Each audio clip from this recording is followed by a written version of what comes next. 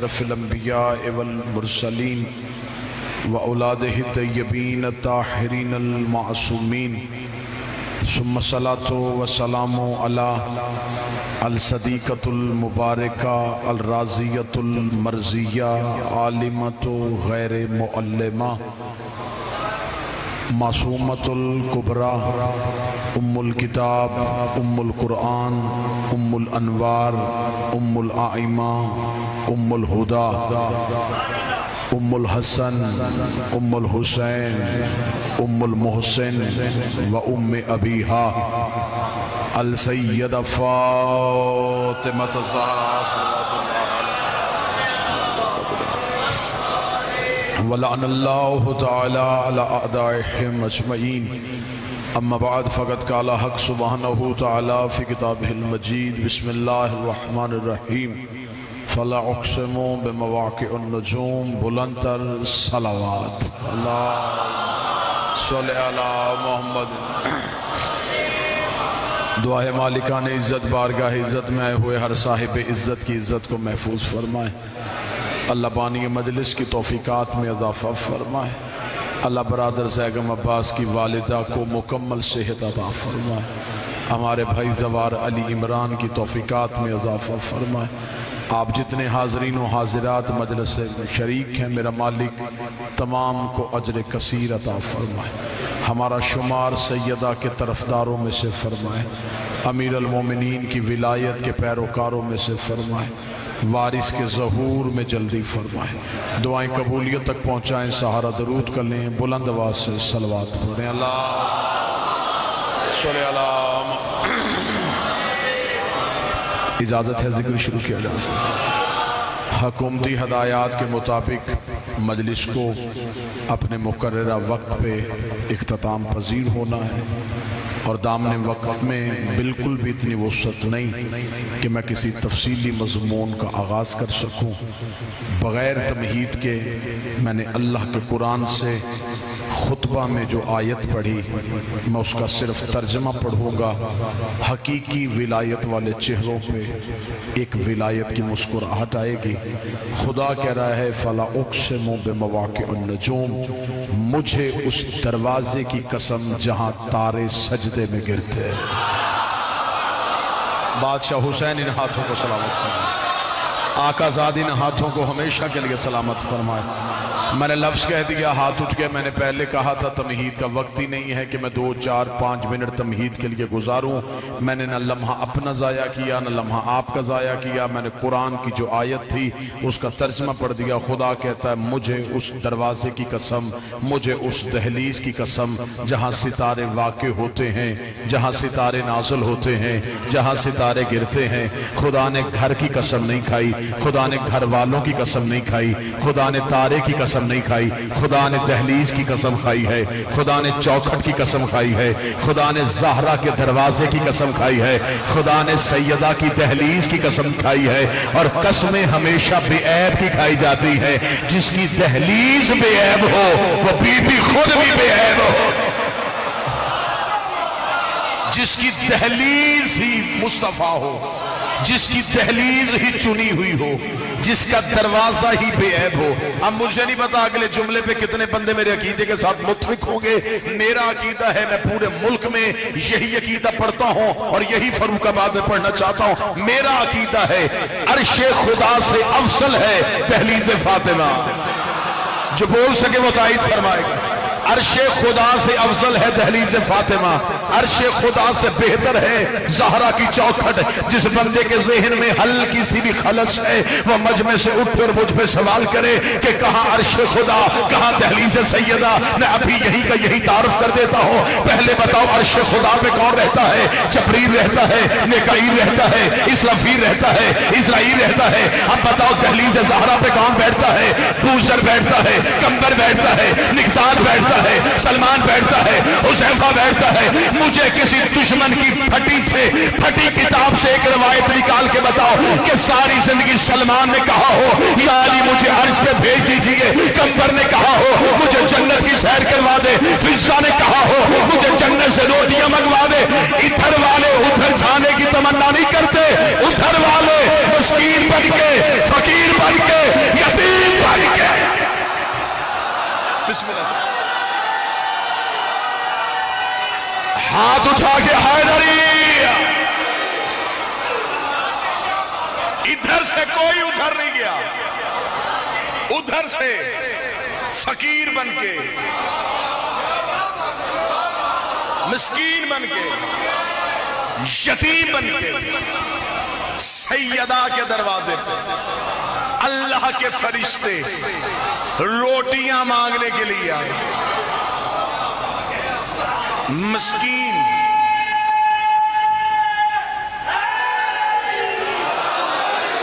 مسکین، یتیم، اسیر.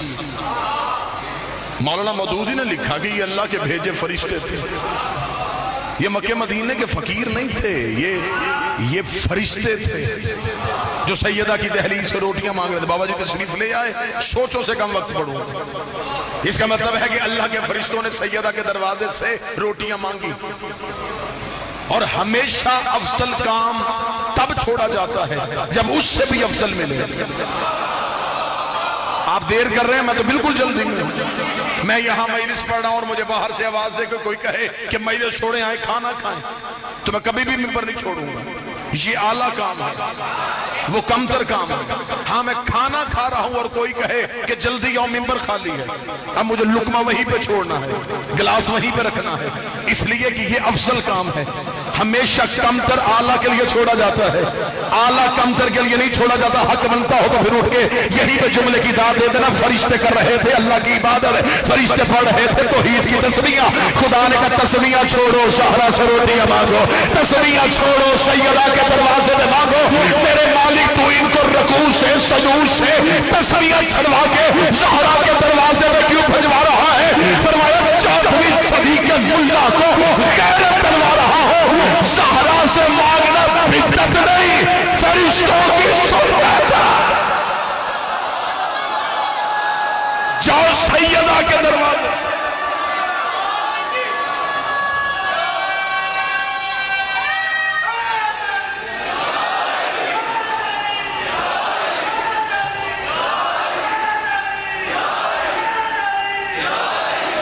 جس کے بارے میں آج چند نمک حرام یہ کہہ رہے ہیں کہ معاذ اللہ معصومہ نہیں تھی. مصور پاکستان کا عقیدہ تو سن. وہ کہتا مریم یک نسبت عزیز، زہرا سے نسبت عزیز. وہ کہتا مریم کے پاس عزت کے لیے ایک ہی نسبت تھی، عیسیٰ کی ماں. سیدہ کے پاس 3 نسبتیں: نبی کی بیٹی، علی کی زوجہ، حسنین کی اماں. باپ نبیوں کا سردار، شوہر ولیوں کا سردار، بیٹے جنت کے سردار. سرداروں کے گھر میں کمی کی اوقات ہی کیا ہے. مریم معصومہ ہے لیکن کنیز سیدہ ہے.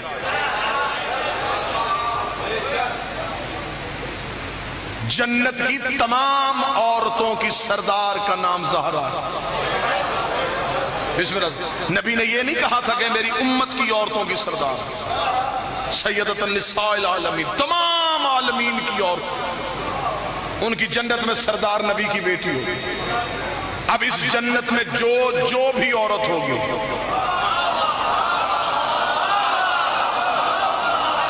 وہ سیدہ کی کنیزی میں ہوگی. وہ حوا ہو، وہ مریم ہو، وہ آسیہ ہو، وہ سارہ ہو، وہ جو بھی ہے، سردار سیدہ ہے. مریم معصومہ ہے، مقابلہ سیدہ کے ساتھ بنتا ہی نہیں. ہمیں بابا جی بھی تشریف فرمایا اور میں بڑی جلدی میں بات ختم بھی کرنا چاہتا ہوں. اگر یہیں پہ آپ نے میرے حصے کی خیرات دے دی اور یہیں میں آپ کو سلام کروں گا. جناب مریم کے بارے میں قرآن کہتا ہے کہ مریم کے دروازے پہ فرشتہ روٹی لے کے آتا تھا اور مریم دونوں ہاتھ ماتھے پہ رکھ کے فرشتے کا شکریہ ادا کرتی تھی اور ساتھ کہتی تھی تیرا بھی شکریہ اور اس کا بھی شکریہ جس نے بھیجی، تیرا بھی شکریہ اور اس کا بھی شکریہ جس نے بھیجی، تیرا بھی شکریہ اور اس کا بھی شکریہ جس نے بھیجی. یعنی مریم فرشتے کا بھی شکریہ ادا کرتی. مریم تو توحید کا بھی شکریہ ادا کرتی. 3 دن زہرا پکاتی رہی, دروازے پہ فضا بانٹتی رہی. 3 دن سیدہ پکاتی رہی, دروازے پہ فضا بانٹتی رہی. تیسرے دن جبریل نے آگے کہا فضا شکریہ ادا کرنے آیا ہو. فضا دروازہ بند کر دی. اٹھ جبریل تیرا شکریہ مجھے کیوں چاہیے, میں نے تو وجہ اللہ کا صدقہ دیا تھا, ہم نے تو وجہ اللہ کا صدقہ دیا تھا.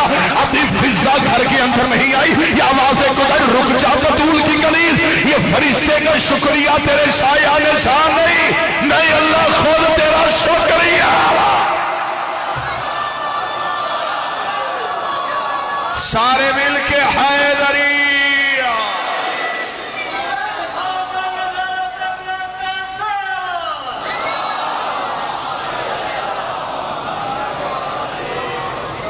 ہر دور میں نبی کی بیٹی حق پہ تھی.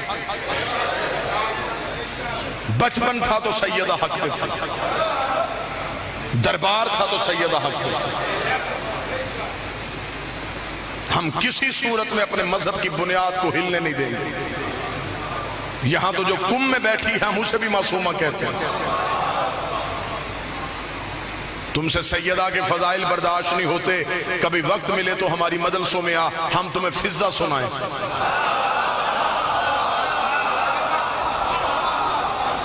جس کی دہلیز میں بیٹھنے والے کی فضائل اتنے تھے کہ عقلوں کو زخمی ہونا پڑ جائے.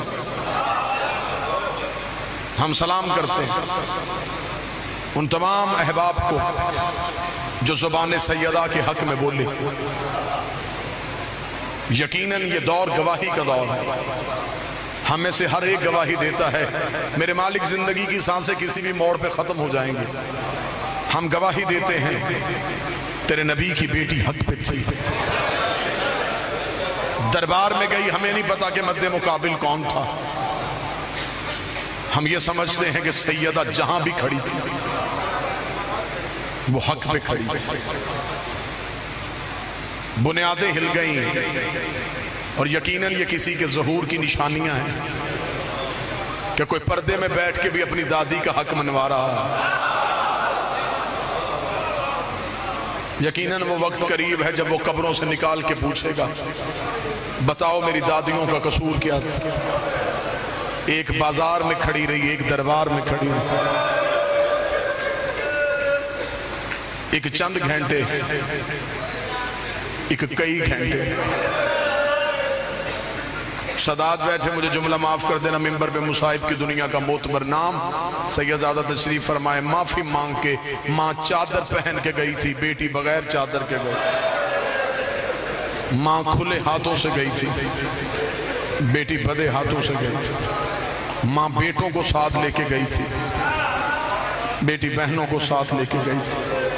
یہ جملہ میرا نہیں, جملہ قبلہ مرحوم مبلغ اعظم اسماعیل علی اللہ مقامہ کا ہے. خدا کروٹ کروٹ پہلوے حسین میں جگہ عنایت فرمائے.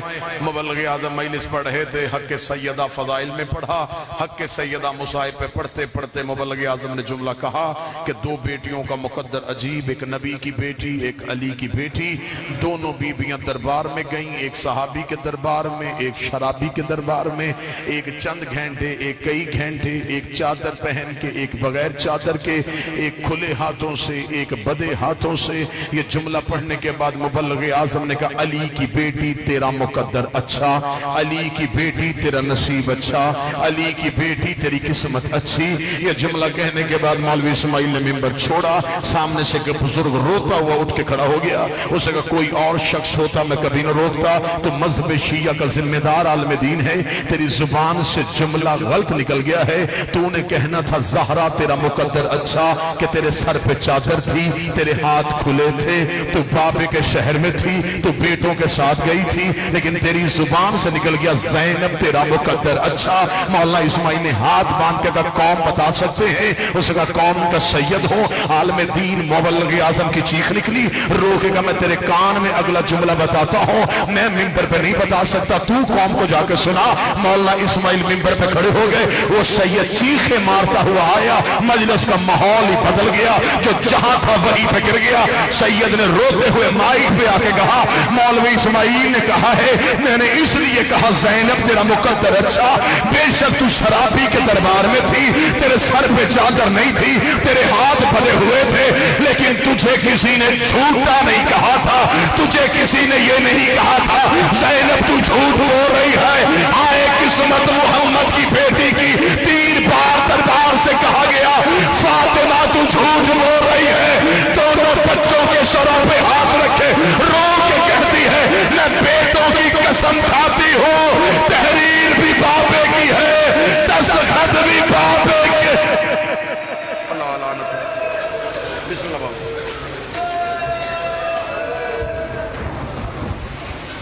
یہ تھے ابتدا علامہ آصف رضا علوی صاحب، اور آپ سب سے آخر میں سید ذاکرین بحر ذکر مصائب محمد و آل محمد ذاکر اہل بیت